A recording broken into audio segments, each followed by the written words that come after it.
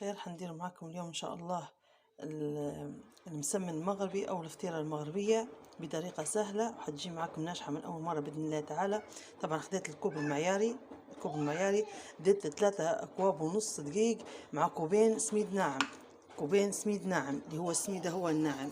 استعملت السميدة هو واستعملت الدقيقة هو تمام. سميد ناعم مع ربع ملعقة خميرة بيرة وربع ملعقة بيكنج بودر ونص ملعقة ملح، وبنضيف كشيك عسل أو سكر اللي تفضليه، عسل أو سكر. كوبين مية باردة، مية دافية آسفة، كوبين. لو خدت مني أكتر من كوبين حنقولكم أنا تو بنعجن بكوبين تمام.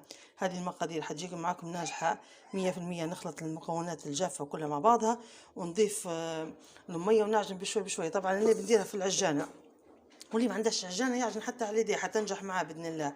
حنوريكم خطوة بخطوة بإذن الله. بعد العجنتها درت لها كشيكين زيت، ضيفي لها كشيكين زيت نباتي ولا زيت زيتون، شوفها كيف تجي. بسم الله ما شاء الله، بسم الله ما شاء الله. ها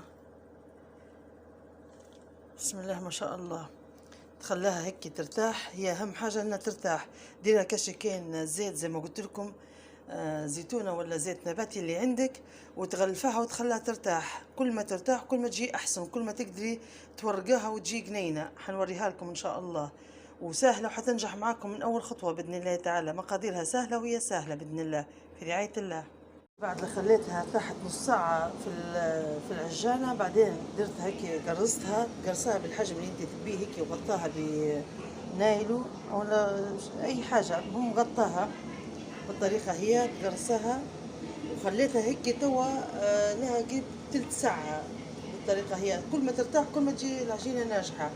خذيت هيك السميد الناعم اللي عجنا بيه، درت فيه ربع ملعقة بيكنج بودر وحركتها زين. هذه اللي بنورق بيه، وهذه زبدة مع زيت، ذوبي زبدة مع زيت. هذا الخليط اللي بتورقي بيه، اللي بتديريه بين الطبقات تمام. تو هيك بنبدا تو نسخن في الطاوة متاعي، ونبدا نتوكل على الله نورقها بشوي بشوية ونوريها لكم بإذن الله في رعاية الله. لو هيك تورقاها زي تو بالطريقة هذه هيك، تبدي ترشي في الزبدة وفي السميد بالطريقة هذه هيك، وبعدين تلفاها هيك بالطريقة هذه. ها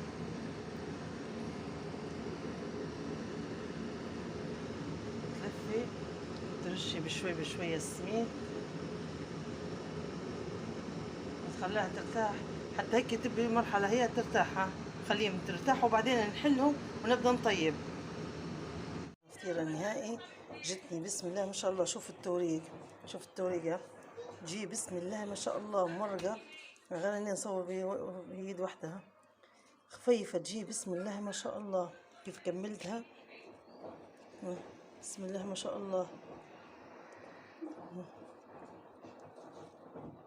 ما شاء الله. جتني ما شاء الله ما شاء الله بالعسل طبعا. بسم الله ما شاء الله. الفطيرة هذه تبي العسل، جي معاها العسل طاسة شاهي. بسم الله ما شاء الله. شوفوا التوريق ها ما شاء الله خفيفة، غير اني ايد واحدة بس تصور بها. شوفوا واضحة بسم الله ما شاء الله، خفيفة ما شاء الله. طبعا اللي يجربها حتنجح معاه، أنا متأكدة من أول تجربة حتنجح معاه بامتياز بإذن الله تعالى، لأن طريقتها سهلة وبسيطة. بس تبي التوريق زي ما وضحت لكم في الفيديو، وتبي الراحة. أهم حاجة الراحة، وتنسبك كويس. اللي يسبك بالإيد ولا بالعجانة تبي تسبك كويس بس. وبعدين تحلاها على ورق زبدة وتبدي تطور في جنبك. الطاوة تديرها على حرارة متوسطة، ما تديرهاش على حرارة عالية باش تطيب بنفس التحميرة. شوفوا ها بنفس التحميرة ما تعليش عليها الغاز. وتبدي في جنبها وتقلبي. كل ما تجهزي واحدة نفس الشيء، فيسع تطيبها ما تاخدش وقت بإذن الله تعالى. واللي يجربها يحط لي في التعليقات جربها ولا لا، حتنجح معكم. هذا المسمن المغربي بسم الله ما شاء الله، بسم الله ما شاء الله. هني أول مرة نديرها لكن نجحت معي من أول تجربة الحمد لله، في رعاية الله. أتمنى أني فدتكم في رعاية